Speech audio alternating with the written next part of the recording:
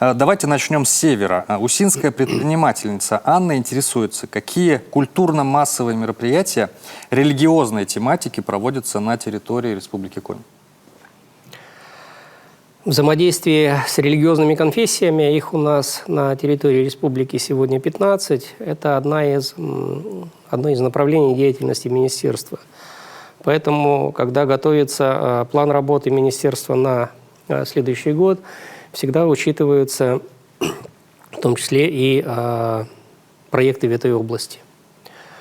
Проекты, как правило, привязаны к православному календарю, поскольку почти 70% людей, живущих на территории нашей республики, которые считают себя верующими, они относят себя к православной вере. И начинаются мероприятия сразу после Нового года. Это рождественские мероприятия, это утренники, это концерты рождественские, это рождественские чтения, международный региональный этап. И заканчиваются тоже по календарному году. Самые большие по охвату культурно-массовые, но не только культурно-массовые, и просветительские, и исторические, и нравственные мероприятия проходят совместно с Сыктывкарской епархией. Взаимосвязь у нас со всеми конфессиями достаточно тесная, и мы вместе прорабатываем вопросы по совместным проектам. Тем не менее, те проекты по Сыктывкарской епархии, они, как правило, собирают наибольшее количество участников и имеют наибольший охват. Текущая ситуация, наверное, повернула вектор развития в патриотическую сторону, в поддержание нравственно-духовных ценностей.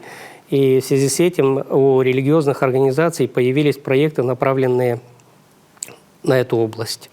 Так, в частности, в прошлом году прошла конференция «Земля Коми», «Земля, рождающая героев».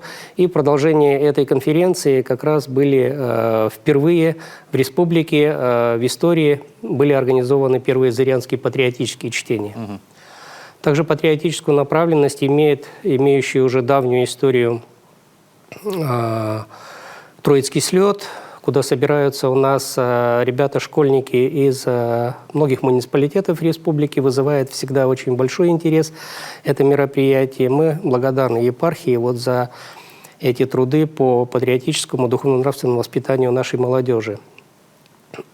Кроме того, активно работает, продвигается в проведении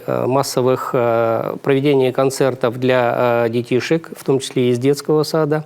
«Свет Вифлеемской звезды» ежегодно проходит фестиваль. Ну и буквально в эту неделю у нас будет Светлая Пасха, будет фестиваль пасхальный. А в конце апреля Усинск вновь распахнет свои двери. У них вообще проводится уникальный фестиваль, «Пасха Красная» называется. Это фестиваль православной песни, на которую собирается всегда очень большое количество участников. Итак, в течение года мероприятия, как я уже сказал, привязаны к православному календарю. Но 2023 год – это еще и год 640-летия православия в Республике Коми, в Зырянском крае, тогда это называлось. Был создан организационный комитет, и на осень этого года запланированы достаточно масштабные мероприятия у нас в республике. Это тоже, наверное, будет вызывающим безусловный интерес у большого количества людей. Осень, вы имеете в виду какие-нибудь, давайте, может быть, конкретные уже мероприятия, которые планируются? План утвержден, это будет конференция, это будет концерт, посвященный 640-летию, и еще некоторое количество мероприятий. Это в Сыктывкаре или всю республику? Это в Сыктывкаре и в республике. Хорошо.